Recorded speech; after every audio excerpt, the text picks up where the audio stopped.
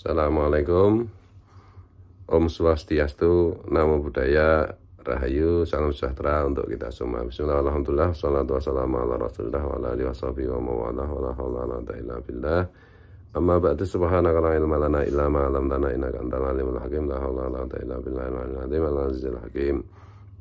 Ada beberapa vlog yang mempertanyakan mengapa Kiai Imaduddin Utsman Al-Bantani, Kiai Haji Imaduddin Utsman Al-Bantani tidak menanggapi pernyataan dari Rais Ngam PBNU Kiai Miftahul Ahyar mengenai isu Ubaidillah fiksi atau tidak fiksi itu ya.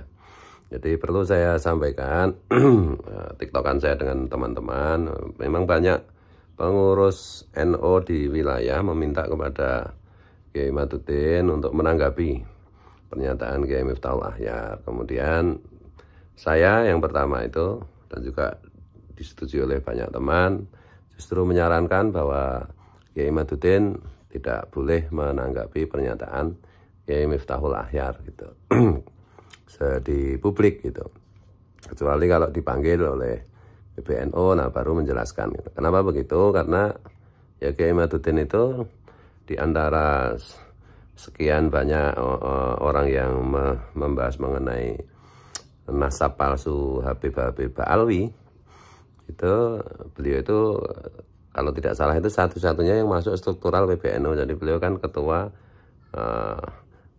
Basul Masail Provinsi Banten ya. Jadi dan juga ketua RMI kalau nggak salah ya, Rabithah Ma'had Islamiyah, ketua pondok pesantren seluruh Banten di bawah naungan PBNU gitu. Jadi menurut saya juga tidak pas kalau Kiai Imad sekecap nek cara Jawa itu menjawab pernyataan Kiai Miftahul Ahyar gitu. Saya menyampaikan bahwa ya sebaiknya seperti ketum PBNU lah. Ketum PBNU itu tahu persis bahwa nasab Habib Alwi itu tidak tersambung ke Rasulullah, tapi beliau kan memberikan penyampaian seperti itu, menghormatilah ke Kiai Rais Ngam.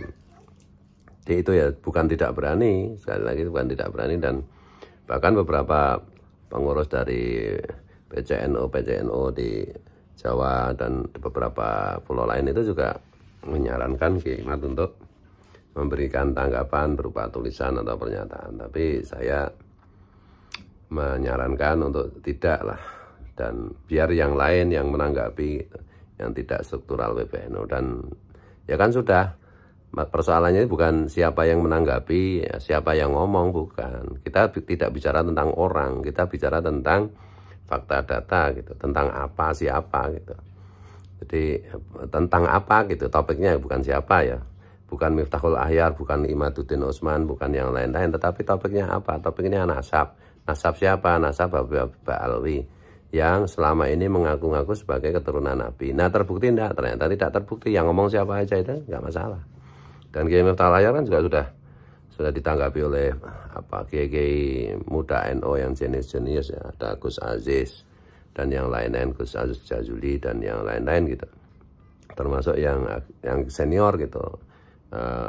Kiai Haji Nur Ihya Surabaya itu dengan panjang lebar juga sudah menjelaskan. Jadi sudah cukup itu.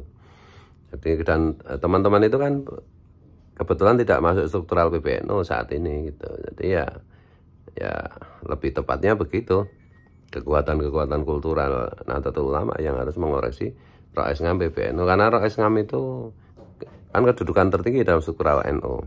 Nah yang bisa menegur itu ya hanya kekuatan kultural, karena kultural itu di atas struktural gitu loh. Nah, ini kadrun hamba eb itu nggak paham kayak begini. Jadi ya karena kalau mereka jadi budaknya Habib itu kan pokoknya ya budak, namanya budak itu ya nggak boleh ngomong. Kalau di kultur di Nahdlatul Ulama kan nggak begitu.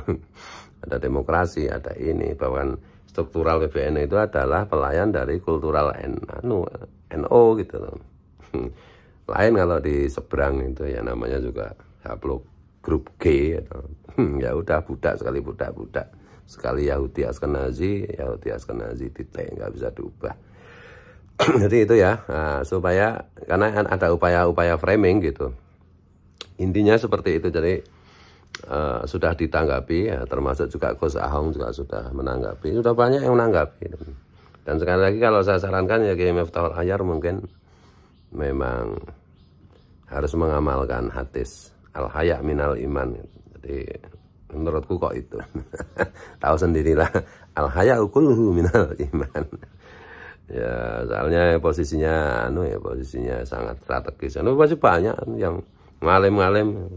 Nah kebetulan yang ngalim-ngalim yang pantas jadi Rois Ngam itu masalahnya ya pada tidak bersedia sih. Gusmus itu kan lebih pantas, tapi Cak Dulu nggak pernah mau. Atau ya kalau yang secara akademis benar-benar komplit ya sebenarnya dan mewakili tradisionalisme NU beneran ya tidak ada yang lain selain Abuya Muhtadi Cidahu. Tapi persoalannya beliau berkenan atau tidak. Tapi menurut saya kalau dipersuasi dengan baik, ya menurut saya kok mau lah. Karena penting sekali gitu struktural PBNU di tengah banyak isu macam-macam ya kan, berkali-kali baik Gusmus maupun Kiai Yahya Khalil Stakuf itu kan mengeluhkan tentang kewibawaan, tentang karisma, tentang haibah, tentang apa ya dalam tanda petik kesaktian Kiai NU di struktural. Nah, ini mungkin yang paling sakti sekarang ya Abuya Muhtadi kan. Yang lahir batin yang secara akademis melampaui para profesor itu ya Abuya Muhtadi. Bukan karena saya saudara, bukan. Oh, Abuya Muhtadi saya manggilnya Kak Muh gitu. Itu juga belum tentu berkenan. 75% itu kalau dibujuk-bujuk jadi Rois Ngam PBNU kayaknya beliau nggak berkenan. Ini saya berbicara tentang kepentingan Nahdlatul Ulama toh, jadi ya begitulah. Mohon maaf ya kalau keliru, kalau salah. Assalamualaikum.